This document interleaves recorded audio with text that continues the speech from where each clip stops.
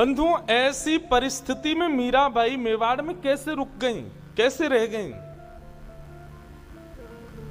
इसमें दो भाव प्रधान हैं। पहली बात तो मीराबाई को देहाभिमान तो है नहीं, उनको देह का अभिमान नहीं है। उनसे कोई कुछ भी कहे, उनको इस बात की कोई चिंता नहीं है। देहाभिमान की शून्यता पहला कारण मीराबाई के टिकने का। और दूसरा कारण भोजराज की सहमति। भोजराज ने पहले ही वचन दिया था कि मैं केवल आपसे ब्याह करके इसलिए ले जा रहा हूं ताकि आपके घर वालों का मुख बंद हो जाए, बाकी हम और आप सदा एक मित्र की भांति रहेंगे, हमारा आपका पति और पत्नी का व्यवहार नहीं चलेगा। ये वचन पहले ही भोजराज दे चुके थे मीराबाई को।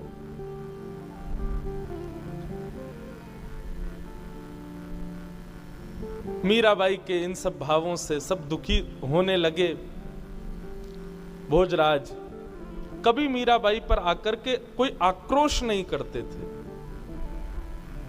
एक दिन आकर के बैठे और बैठ करके मीराबाई से वार्तालाप करने लगे। भोजराज ने बात तो शुरू की कि आपने योग की शिक्षा ली है, आपको ध्यान भी आता है,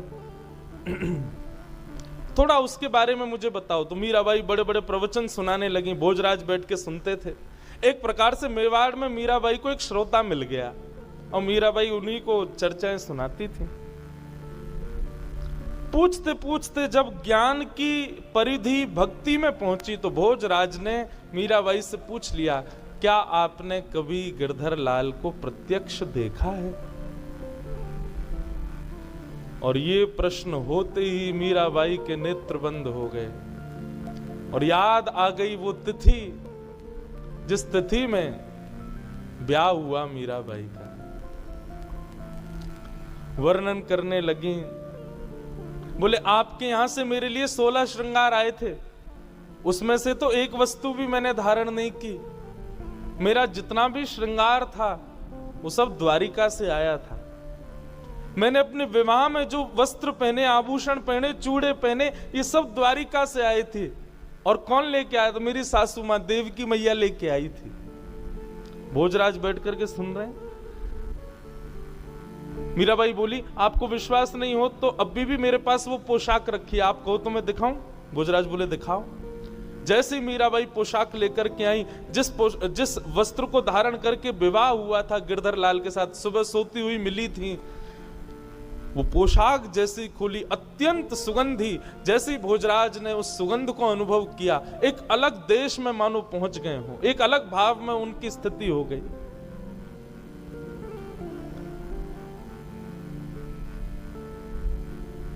उसमें जड़ी के कार्य, सोने की पट्टियां आदि, वो सब देख करके भोजराज बोले, मुझे नहीं लगता कि इस विश्व में कोई ऐसी पोशाक बना सकता है। बोले वही तो,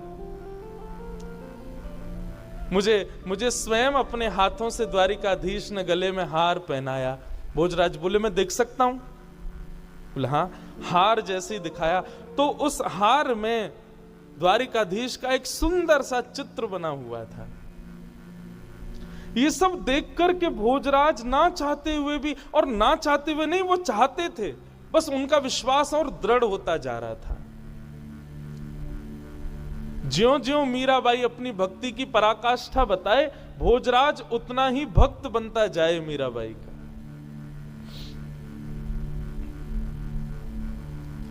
मीराबाई अपना एक एक संस्मरण बता रही, कैसे मेरा हाथ पकड़ा था, कैसे मुझसे फेरे लिए थे, कैसे मेरे मांग में सिंदूर भरा था, कैसे विदाई हो रही थी, कौन रो रहा था, कौन हंस रहा था। और वर्णन करते करते भोजराज ने पूछा, द्वारिकाधीश कैसे दिख रहे थे, जरा वो बताओ ना। मीराबाई ने जैसे ही रूप का वर्णन किया, रूप का वर्णन करते करते करते करते मीराबाई के नेत्रों से अश्रु प्रवाह होने लगा, भगवत स्मृति होने लगी, विरह होने लगा, याद आने लगी गोपाल जी की। और बोलते बोलते मेरे कन्हैया, मेरो गिरधर, मेरा गिरधर, मेरा गिरधर करते करते मीराबाई वहीं बेहोश हो गई, मूर्छित हो गई।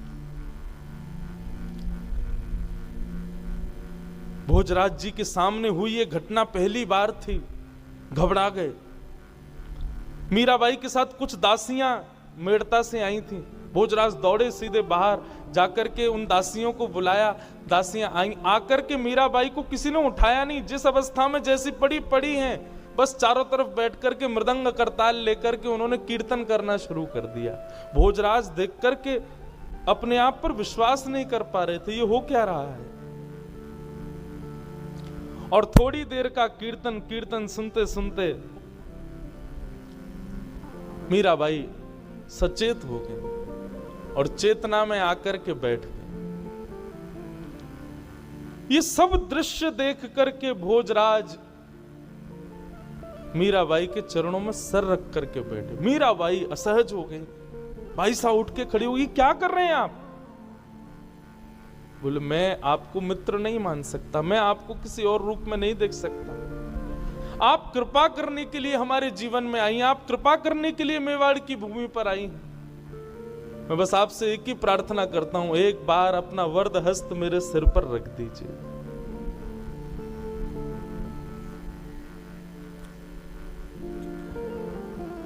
भोजराज की इस स्थिति को देख करके मीराबाई का सहज ही हाथ उनके सिर पर चला गया और मानो जैसे ही मीराबाई ने स्पर्श किया भोजराज का, एक अद्भुत अनुभूति उनको होने लगी, नेत्र बंद हो गए।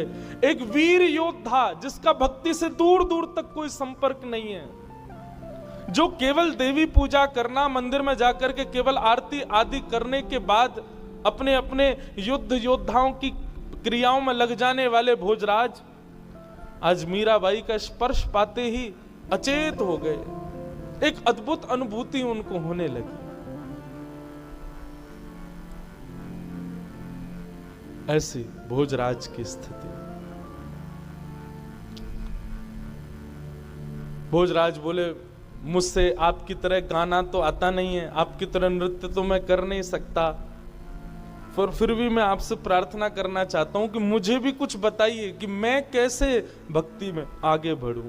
हमारे परिवार में दूर दूर तक ऐसा किसी के हृदय में भाव नहीं है। मैं आपसे प्रार्थना करना चाहता हूं, आप मेरे जीवन में आई हैं, हमारा विवाह संसार के लिए हुआ, लेकिन शायद क्या पता ये संकेत हो, ठाकुर जी चाहते हो कि मैं भी वैष्णव बन जाऊं, कृपा करके मुझे कुछ मार्ग बता दीजिए। मीराबाई बोली आपको आवश्यकता नहीं नाचने गाने की, बस जो भी करो ठाकुर जी के लिए करो, ठाकुर जी की प्रसन्नता के लिए करो, वो रीझें इस भाव से करो, यही सेवा है। इससे अतिरिक्त आपको और भी कुछ करने की आवश्यकता नहीं है भगवान, आप तो बस इसी भाव के साथ में होने लगो। अच्छा, कारण दो ही हैं। तीर्थ को तीर्थ भगवान की उपस्थिति नहीं बनाती, तीर्थ को तीर्थ भक्त का भजन बनाता है। या वो तीर्थ डाकोर जी हो या फिर वो तीर्थ हमारा नाथद्वार मेवाड़ हो। एक वैष्णव के प्रेम ने ही उनको तीर्थ बना दिया। आज जहां लाखों करोड़ों लोग जाकर के अपने पुण्य के भागी बनते हैं, प्रेम के भागी बनते हैं, भक्ति के भागी बनते हैं, ठाकुर जी की उपस्थिति से तीर्थ नहीं है, वैष्णव की वैष्णवता से तीर्थ बनता है।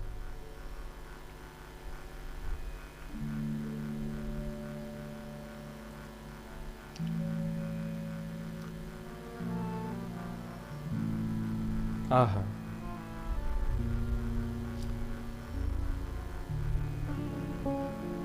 बाई साहब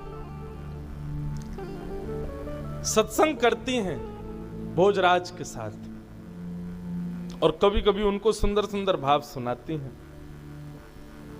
अब कभी भी बाई साहब को ठाकुर जी का अनुभव होता है और जब भी ठाकुर जी का अनुभव होता है तो भोजराज बैठ करके देखते हैं। एक बार तो बंधुओं होली का समय, अर्धरात्रि का समय, अचानक मीराबाई उठ गई, उठ करके मेरे गिरधर मारो गिरधर मारो गिरधर करके बोलने लगी। इतने में ही भोजराज अचेत हो गए। देखा उठ करके मीराबाई, क्या हुआ? श्वेत वस्त्र पहने मीराबाई ने, नेत्र बंद हैं, शरीर कांप रहा है, ठंडा पड़ गया है पूरा शरीर। और तभी भोजराज ने क्या देखा कि श्वेत वस्त्र मीराबाई के अचानक कहीं पर गुलाल के छींटे पड़े हैं, अचानक ही कहीं पर केसर की बूंद प्रकट हो रही हैं, अचानक ही कहीं पर चंदन की बूंद प्रकट हो जाती हैं। भोजराज ये सब दृश्य देख करके नतमस्तक हो जाते और कभी कभी तो स्वयं को कोसते, मुझे कब अनुभव होगा इनका, मुझे कब अनुभव होंगे ऐसे। ऐसी अनुभूतियां भोजराज को होने लगी और ज्यों ज्यों ये अनुभूतियां बढ़ने लगी त्यों त्यों भोजराज की भक्ति मीराबाई के चरणों में बढ़ने लगी। अब तो वो इसी भाव से मीराबाई के साथ रहने लगे। एक दिन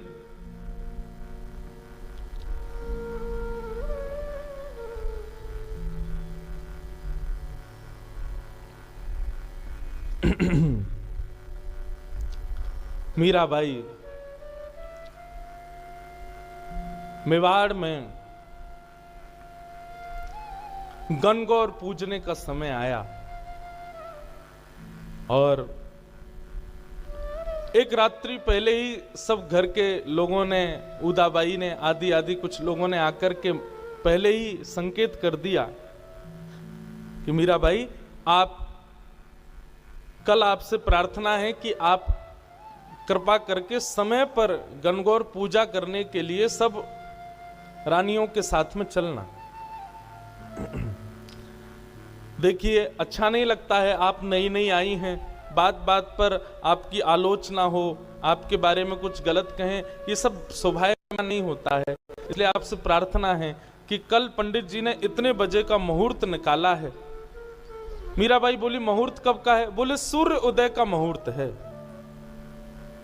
अब मीराबाई बोली देखो मैं करना नहीं चाहती लेकिन जबरदस्ती कुछ ना कुछ, अब देखिए सूर्य उदय पर ही लाल जी उठते हैं, अब मैं सूर्य उदय पर कैसे आऊं, लाल जी को उठाऊं क्यों, आपके साथ में पूजा करने जाऊं।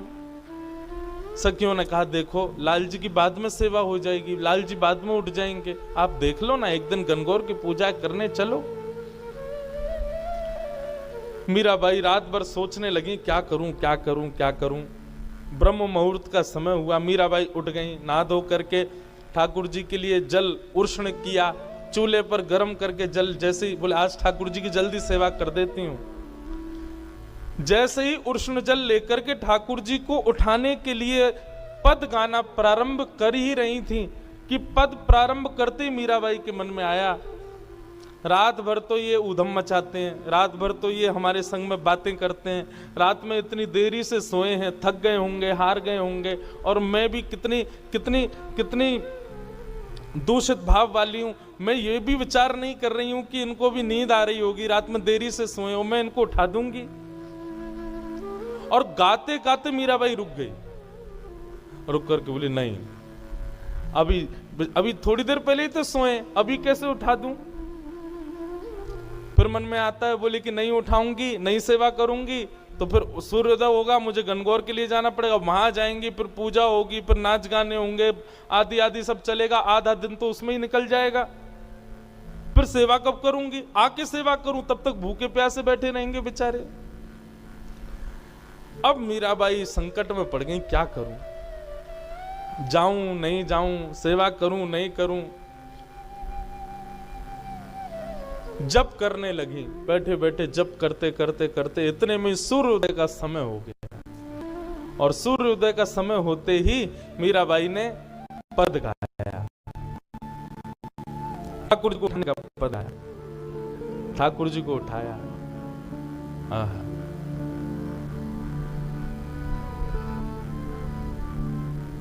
उठाने का पद गाया।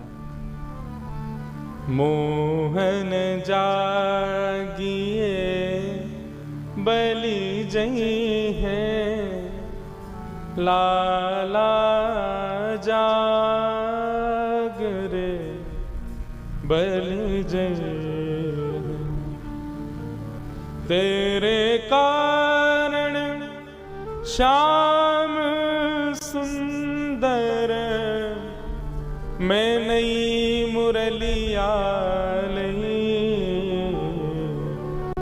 मोहन जा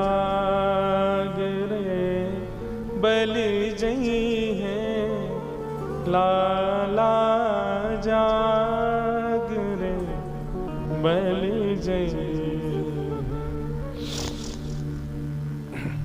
उठा दिया ठाकुर जी को, और जैसे ही ठाकुर जी उठा करके बिठाए सिंहासन पर, जय हो मेरे प्यारे गिरधर लाल, भोग लगाने लगी। इतने में सखियां आ गई, उदाबाई सब आ गई, बोले चलो गणगौर का समय हो गया। मीराबाई बोली देखो आप लोग कर लो जाके पूजा, जो भी आपको करना है वो सब आप कर लीजिए, अब मेरी सेवा का समय है, मैं सेवा से निवृत्त हो जाऊंगी तब आऊंगी। सब बोलने लगे, बोले आपकी भी अलग ही हट है, अरे आज तुम्हारे ये गोपाल जी थोड़ी देर बैठे नहीं रह सकते। मीराबाई सबको यही समझाती है, बोले ये कोई साधारण सामान्य इनको धातु क्यों बोलते हो आप लोग, ये उनके उठने का समय, स्नान का समय, भोग का समय, मैं वही तो करूंगी।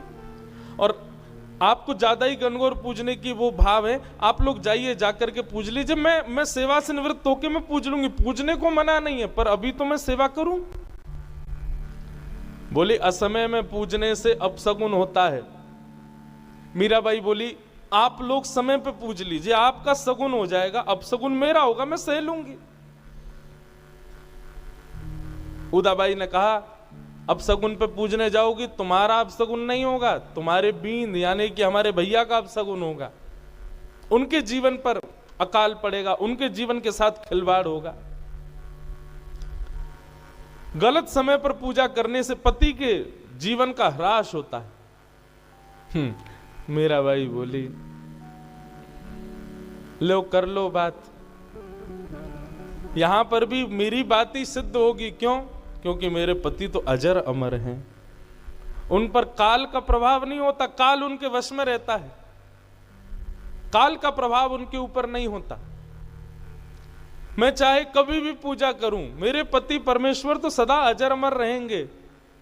ऐसे वर को वरे जो जन्म और मर जाए, बलहारी गिरधर की जासो चुड़लो अमर है जाए। है मेरे पति तो ऐसे हैं जिनसे मेरे कभी मांग का सिंदूर, गले का मंगलसूत्र, हाथ की चूड़ियां कभी नहीं टूटेंगी।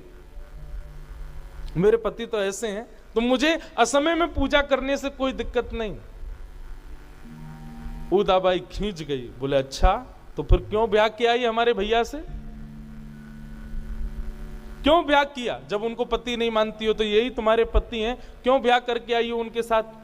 हमने देखा भी है, तुम उनके समीप भी नहीं बैठती हो, उनसे बातें भी नहीं करती हो, आदि आदि सब बातें उदाबाई कहने लगी। क्यों हमारे वंश में आ गई हो सबका सर्वनाश करने के लिए? मीराबाई बोली इतनी दिक्कत है मुझसे और मेरे सब भाव से, तो भैया राजवंश में परंपरा है, अनेक बहु पत्नियां धारण कर सकता है एक राजा। आप अपने भैया का सुंदर सुशीला गुणवान किसी राजकन्या से एक और ब्याह करा दो। उदाबाई बोली यही तो तुम्हारी चालाकी में समझना सुनना चाह रही थी। धन खर्च हो हमारा, रहो महल में हमारे यहां, अपने ठाकुर जी की सेवा में सामग्री प्रयोग करो हमारी, और जब गृहस्थाश्रम की बात आए तो भैया ब्याह कर लें किसी और से। ऐसी बातें शोभा नहीं देती। मीराबाई के इन सब हठप्रद भावों से पूरा परिवार दुखी रहने लगा, और परिवार भी दुखी नहीं था। भोजराज तो बड़े प्रसन्न थे, राजा महाराजा तो घर की कुछ जैसे ननद हो गई, सास हो गई, आदि आदि ये सब बड़ी दुखी रहती थी, कुछ भी नहीं करती हैं ऐसा। मीराबाई का भाव केवल इतना था, वो जब ठाकुर जी की सेवा से निवृत्त होती थी तब सब करती थी, सास को भी प्रणाम, ननद को भी पूछना, सबको भोजन कराना आदि सब। लेकिन जब ठाकुर जी की सेवा का समय, उस समय ब्रह्मा भी आ जाए तो बीच में उठ करके नहीं जाती थी, और इसी बात से सब चिढ़ जाते थे। सब ने जाकर के एक दिन उदाबाई ने भोजराज से जाकर के शिकायत कर दी, बोले ऐसी बिंदड़ी आई है तुम्हारी, किसी की सुनती नहीं, मानती नहीं, अपने अपने भाव पूर्ण करती है केवल।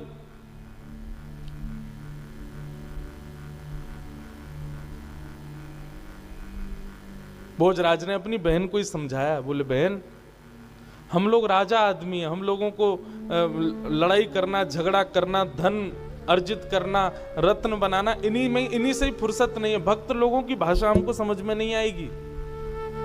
मीरा भक्त है, वैष्णव है, उसके भक्ति भाव में उसको लगे रहने दो। हमारे तुम्हारे विषय से परे है उसके भाव। इसलिए बहन मैं भी कहूंगा कि तुम भी ज्यादा मत पढ़ा करो, उसको करने दिया करो जो उसका भाव हो। उदाबाई बोली, खुद हमारे पति की भी बुद्धि पर कुछ टोना कर दिया इसने, हमारे भैया की बुद्धि पर भी कुछ टोना कर दिया, वे भी कुछ नहीं समझ रहे बात को।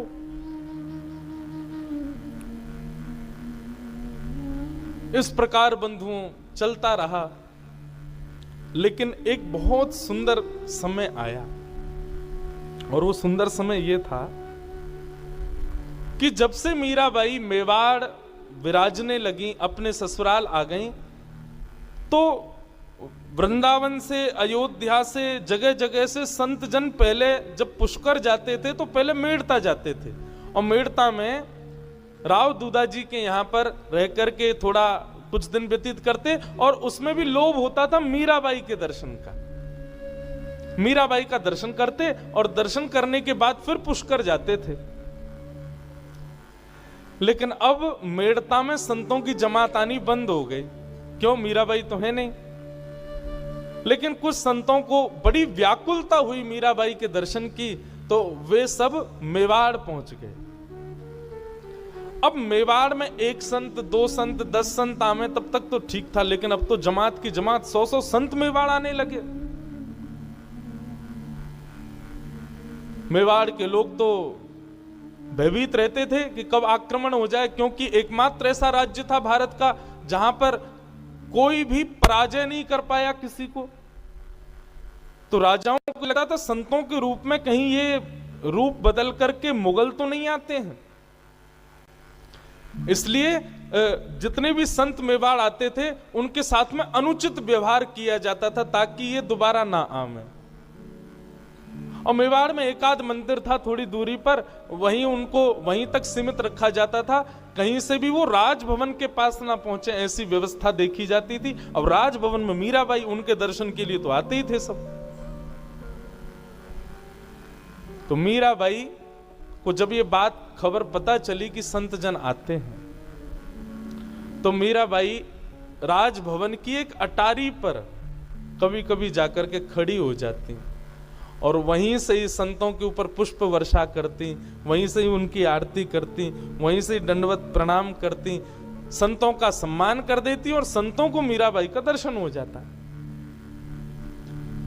भोजराज ने जब ये बात भोजराज जी को पता चली, तो भोजराज ने जाकर के संतों से पूछा कि आप सब वैष्णव हैं, संत जन हैं, तीर्थों में भगवत दर्शन करने जाते हैं, आप मेवाड़ क्यों आते हो? और मैंने जैसा देखा कि हमारे यहाँ की प्रजा आपका ज्यादा सम्मान नहीं करती, आपका अपमान कर देती है, फिर भी आप मेवाड़ आते हो। संतों ने बहुत सुंदर बात कही। बोले कि राजा भोज, हम वैष्णव संत जन पहले मेड़ता जाया करते थे, वहां तो मीराबाई का सहज दर्शन होता था। तो मीराबाई के दर्शन से प्रभाव ये होता था कि हमारे चित्त में भजन की और ऊर्जा प्रकट होती थी, भगवत स्मरण करने के और ज्यादा भाव प्रकट होते थे। लेकिन जब से मेड़ता से मीराबाई चली गई, हमारे हृदय में कभी कभी भावना होती है कि हम अपने भजन को और थोड़ा दीर्घ करें। मेड़ता जाते हैं तो वहां मीराबाई मिलती नहीं, इसलिए हम लोग मेवाड़ आते हैं ताकि यहाँ आकर के मीराबाई का दर्शन करें, और दर्शन करते हमारा भजन बढ़े। संतों का भजन बढ़ता था मीराबाई का दर्शन करके। भोजराज जी ने यह भाव जाकर के राजा कुंभा को बताई, भोजराज जी के पिताजी। और कुंभा जी ने जब ये बात सुनी, तो भोजराज जी और कुंभा जी दोनों के भाव से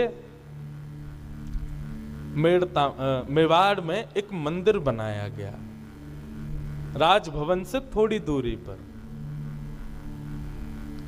और मंदिर बना करके संतों के लिए विशेष उपस्थिति वहां हो, संतों की व्यवस्था हो, संतों का आगमन होता रहे, ऐसा भाव वहां पर व्यवस्थित किया। अब तो मेवाड़ में भी सत्संग शुरू हो गए, मेवाड़ में भी संतों का आना शुरू, कथाएं प्रवचन होना शुरू हो गया। लेकिन संत जन तो प्रतीक्षा करते थे कि मीराबाई आवे, उनके दर्शन हो। अब मेवाड़ में तो राजकन्या बाहर नहीं जाती, राजा की पत्नी बाहर नहीं जाती, तो भोजराज जी ने उसकी भी व्यवस्था की कि सुबह शाम थोड़ी थोड़ी देर के लिए मीराबाई वहां जाने लगी, तो संतों को भी दर्शन होने लगे। तो जो भोजराज जी की पहले से मनस्थिति थी कि मेवाड़ में संतों का आगमन हो, मेवाड़ भी भक्ति में भूमि बने, वो अब बनने लगी थी। एक मंदिर का निर्माण हो चुका था। मीराबाई समय समय पर वहां जाती और जाकर के संतों के बीच में आनंद करती थी। इस प्रकार सब चल ही रहा था कि तीज का दिन आया, और तीज के दिन सब लोग अपने अपने व्यवस्थाओं अनुसार जैसा उत्सव मनाना चाहिए सब लोग कर रहे थे। मीराबाई अपने ठाकुर जी की सेवा कर रही थी, और सेवा करते करते करते करते ठाकुर जी प्रत्यक्ष प्रकट हो गए मीराबाई के सामने। जैसे ही प्रत्यक्ष प्रकट हुए, अब तो आते ही थे ठाकुर जी, कभी कभी अनुभव किया कराया करते थे, परंतु विवाह के पश्चात आज ठाकुर जी का आगमन जब हुआ, मीराबाई तो व्याकुल हो गई, नाचने लगी, गाने लगी, सखियों से कहने लगी मंगल वाद्य बजाओ, आनंद करो सब लोग। सब जगह आनंद की लहर मीराबाई के पूरे भवन में होने लगी।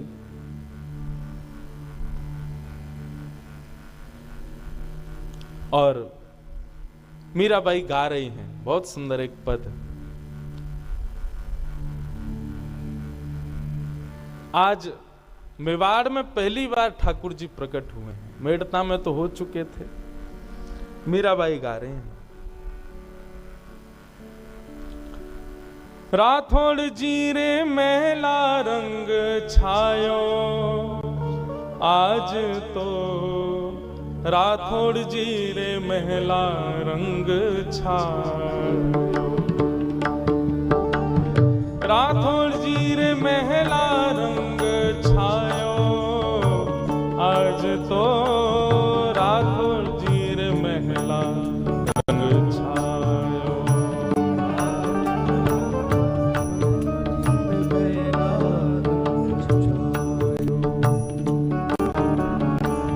आज तो मेड़ती जी रे महला रंग छायो, आज तो राठौड़ जी रे महला रंग छायो, आज तो मेड़ती जी रे महला रंग छायो, आज तो राठौड़ जी रे महला रंग छायो।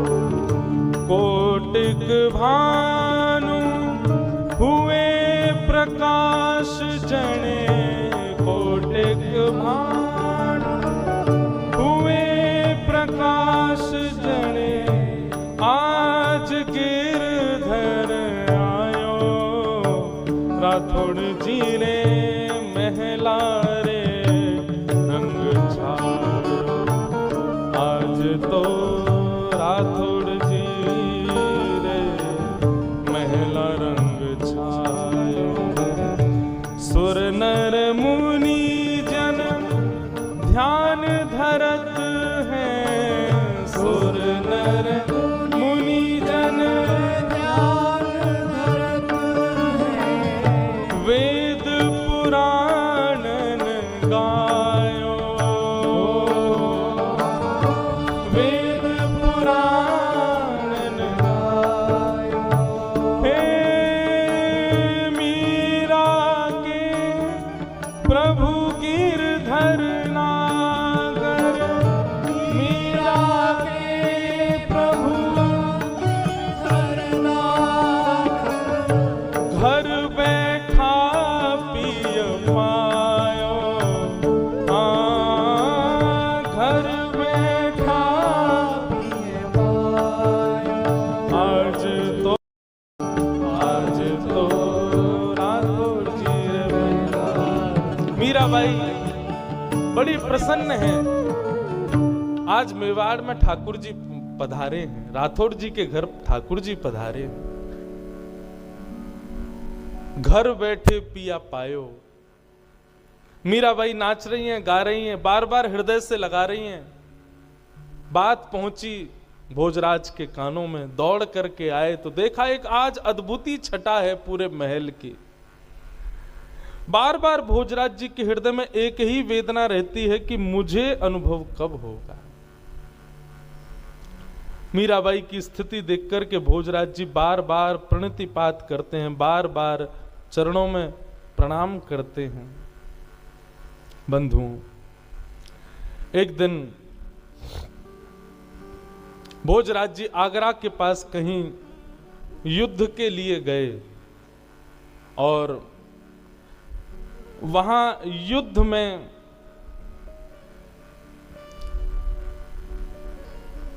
बहुत गहरी चोट लगने की वजह से भोजराज जी जख्मी हो गए।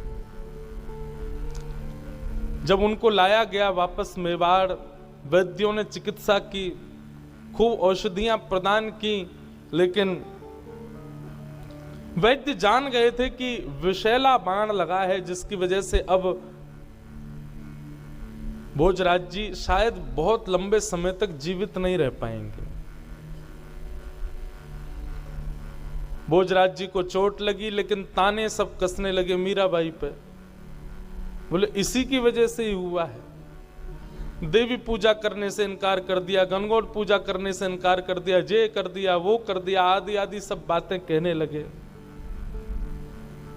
परंतु भोजराज जी जानते हैं कि मीराबाई का ऐसा कोई भाव नहीं है।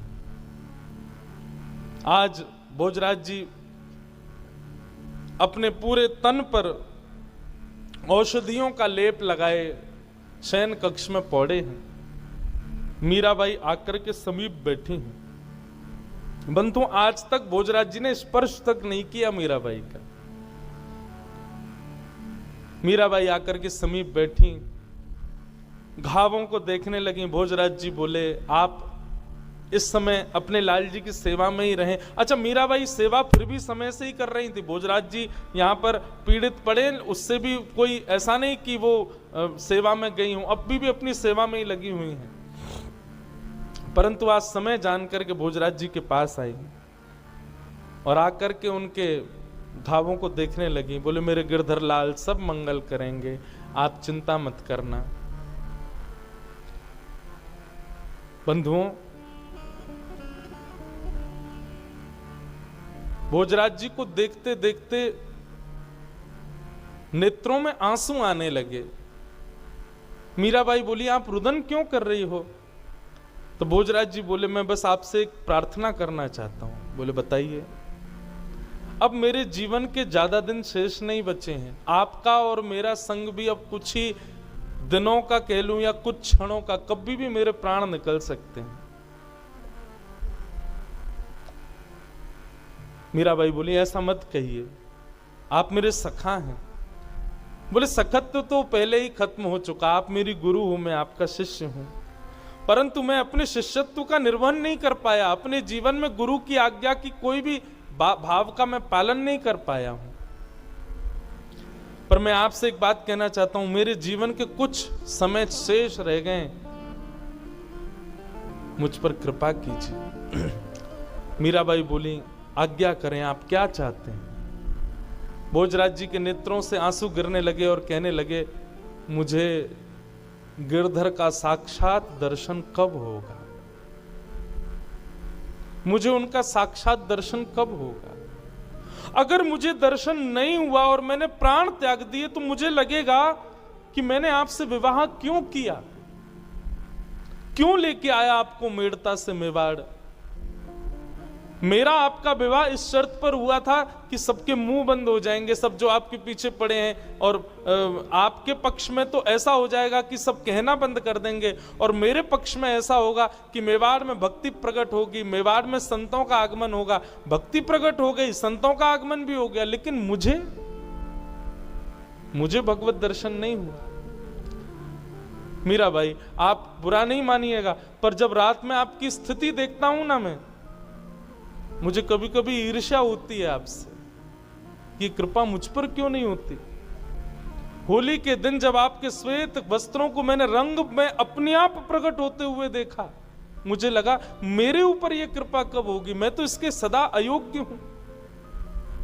बंधुओं, इस प्रसंग को जब मैं पढ़ रहा था तो मेरे मन में भाव आया कि एक योद्धा बोल रहा है ये बातें, और योद्धा भी कैसी स्थिति में, जख्मी स्थिति में है। उसके अपने जख्म का कोई पीड़ा नहीं है, उसको कहीं से हार के आया हूं ऐसा भाव नहीं है। उसको तब भी यही चिंता है कि मुझे भगवत दर्शन नहीं हुआ। यही है भक्त के संग का प्रभाव। उसकी एक ही चिंता है कि मुझे ठाकुर जी क्यों नहीं मिले। और मीराबाई के सामने हाथ जोड़ करके भोजराज रोने लगे। मैं आपसे प्रार्थना करता हूं, अपने लाल जी को बोलो ना, मुझे एक बार मृत्यु से पहले मुझे दर्शन करा दे। और बंधुओं, भोजराज मीराबाई को देख रहे थे। मीराबाई शांत भाव में, कोई प्रसन्नता नहीं है चेहरे पर, भोजराज को अपलक नेत्रों से देख रही हैं। और देखते ही देखते मीराबाई के मुखमंडल पर एक अद्भुत प्रसन्नता हुई। और अद्भुत प्रसन्नता प्रकट होते ही मीराबाई के रूप मानो अनंत चंद्रमा मुख पर प्रकट हो गया हो। और प्रकट होते ही क्या देखा कि मीराबाई नहीं है, त्रिभंग ललित श्याम सुंदर सामने खड़े हुए। मीराबाई के स्थान पर स्वयं ठाकुर जी बैठे हुए हैं। भोजराज के सिर पर हाथ फेरते हुए कहा, राजा भोज, क्यों परेशान होता है? तू मीरा के साथ थोड़ी रहता है, तू मीरा के पास थोड़ी बैठता है, तू मीरा को प्रणाम थोड़ी करता है, तू मीरा को थोड़ी देखता है, तू मीरा के रूप में मेरा ही दर्शन करता है। मैं मेवाड़ आया ही मीरा के रूप में तुझ पर कृपा करने के लिए था। और ये दर्शन करके भोजराज का हाथ कंपित होने लगा। क्या समझ में आया बंधुओं? 4 प्रकार की मुक्ति होती हैं। उसमें एक सायुज्य मुक्ति, सामिप्य मुक्ति, साक्त्य मुक्ति और एक एकाकार रूप मुक्ति। एक मुक्ति का रूप होता है जिसमें भक्त और भगवान विलग्न एक ही हो जाते हैं। मीराबाई उस स्थिति में आ चुकी थी और आज राजा भोज ने उस रूप का दर्शन कर लिया।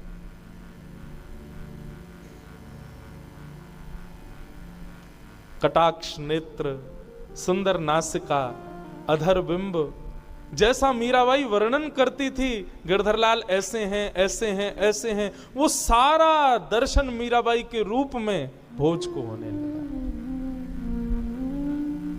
भगवान, मुझसे कोई अपराध तो नहीं बनाना। मुझे बार बार ऐसा मन में आता है कि मैंने मीरा के साथ कुछ अपराध किया। मैंने कोई अपराध तो नहीं किया ना? ठाकुर जी बोले, कोई अपराध नहीं किया, सब मेरी इच्छा से हो रहा है। राजन, तुम चिंता मत करो, अब तुम्हें मेरा दर्शन हो गया, अपनी शंका का समाधान दूर हो गया। अब तुम सहजता पूर्वक अपने कर्तव्य से निर्वहित होकर मेरी प्राप्ति कर लो। और ऐसा दर्शन होते ही ठाकुर जी अंतर ध्यान हो गए, पुनश्च मीराबाई प्रकट हो गई।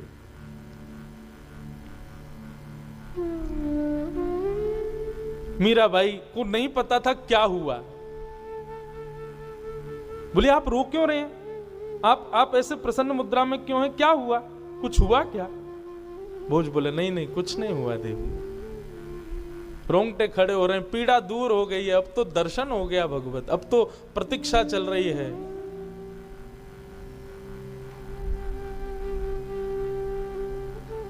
रात्रि का समय, मीराबाई गिरधर लाल के कक्ष में सोई है। भोजराज रात भर अचेत अवस्था में बस वही छवि का बार बार अनुभव कर रहे हैं। सांवली सूरत, मोहिनी मूरत, पीतांबरी पहने, चंदन की सुगंधी। इतने में ही अचानक मीराबाई के साथ में कुछ ठाकुर जी की विरह वेदना हुई। हाँ, प्रसंग में आता है कि 1-2 दिन बाद भोजराज को जब दर्शन हुए, उसके 1-2 दिन बाद अक्षय तृतीया का समय आया। मतलब जिस दिन मीराबाई का ब्याह हुआ था, 1 वर्ष पूर्ण हुआ। और उस दिन मीराबाई बड़ी बेचैन घूम रही थी सुबह से। क्योंकि मेवाड़ में तो सब लोग बधाइयां गा रहे थे कि आज राजा भोज के वर्षगांठ है, लेकिन भोज तो अपने बिस्तर पर अचेत अवस्था में पड़े थे। लेकिन मीराबाई बड़ी विचलित, क्यों? वर्षगांठ तो मेरी भी है, लेकिन अभी तक ठाकुर जी आए नहीं है। सुबह से प्रतीक्षा कर रही है, ठाकुर जी नहीं आए। अर्धरात्रि का समय हुआ, व्याकुल हो गई मीरा। थोड़ी देर के लिए ठाकुर जी ने दर्शन दिया और अंतर ध्यान हो गए। इतने में ही इतनी व्याकुल हुई मीरा कि हाँ नाथ, हाँ प्राणनाथ, हाँ प्राणनाथ, हाँ गोपाल, हाँ गिरधर कहती कहती भोजराज के कक्ष में आ गई। भोजराज जी ने जैसे मीराबाई को देखा तो क्या देखा कि मीराबाई दौड़ करके अटारी की ओर जा रही है, जिस अटारी के नीचे, अथाह नीचे, केवल और केवल पहाड़ों की माला है। मानो मीराबाई वहां से विरह वेदना में इतनी उन्मत्त हो गई है कि अपने प्राण त्यागने के लिए जा रही है। दौड़ती आई मीराबाई को देख करके भोजराज जी ने मन में सोचा, अब सखियों को बुलाऊं, किसको कैसे कैसे रोकूं मीराबाई को, वो तो भावावेश में है। जैसे मीराबाई पहुंची अताड़ी पर और एक चरण बाहर किया ही था, भोजराज जी दौड़ करके गए और मीराबाई को अपने अंक में भर लिया, भर करके नीचे उतारा। और नीचे उतारते ही भोजराज जी दूर हो गए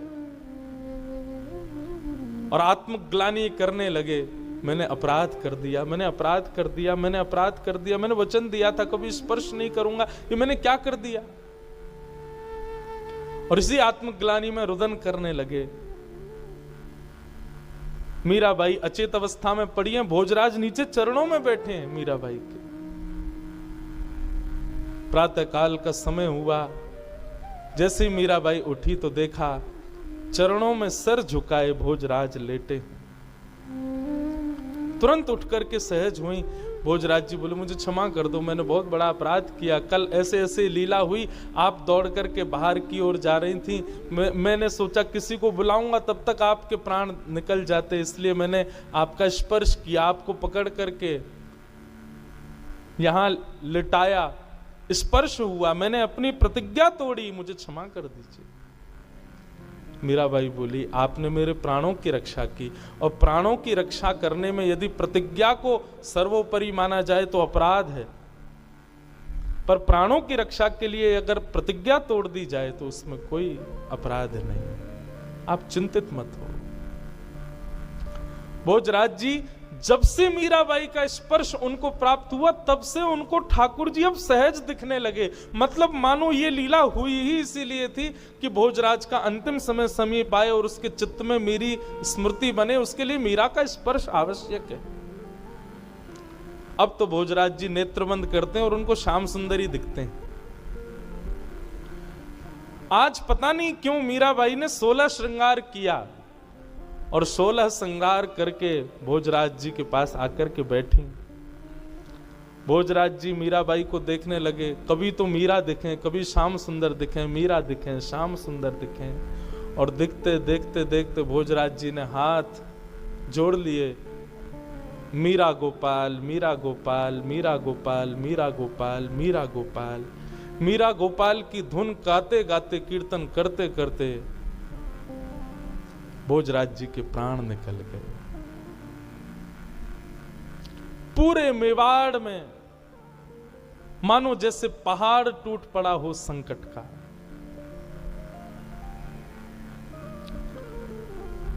मीराबाई भी आज रुदन कर रहे हैं, नेत्रों में आंसू हैं।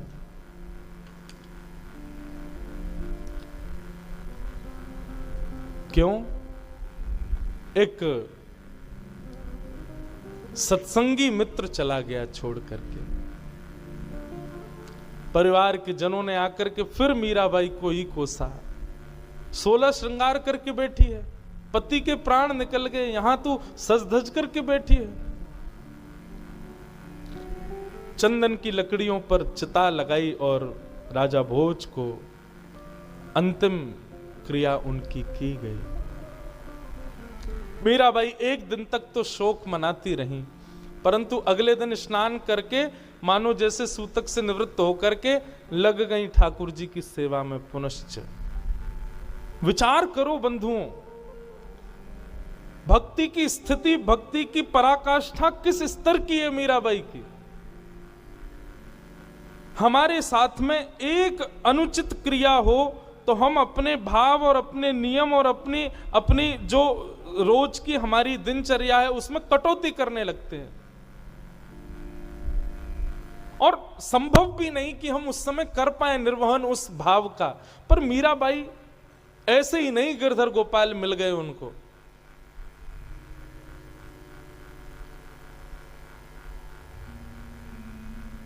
जिस स्थिति में वो हैं, जिस भाव में वो रहती हैं, वो साधारण नहीं है।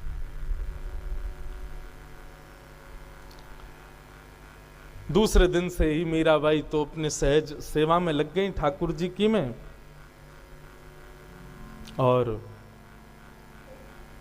अब महाराज कुंभा भी चल बसे थे, तो मेवाड़ की राज्य गद्दी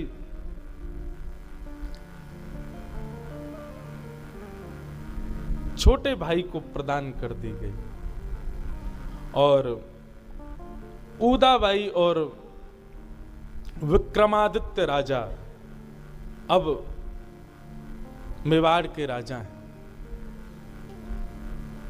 वे ही अब मेवाड़ को संभालते हैं।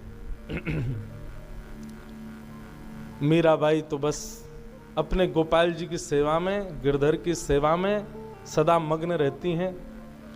जब से विक्रमादित्य राजा बने मेवाड़ के, मीराबाई के जाकर के उन्होंने कई सारी प्रतिबंध लगा दिए कि अब आपका मंदिर जाना बंद, वहां नाचना गाना बंद। हमारे पहले भाई को ले गई, हमारे पिताजी भी चले गए, हमारे पूरे कुल खानदान को आपने सर्वनाश कर दिया।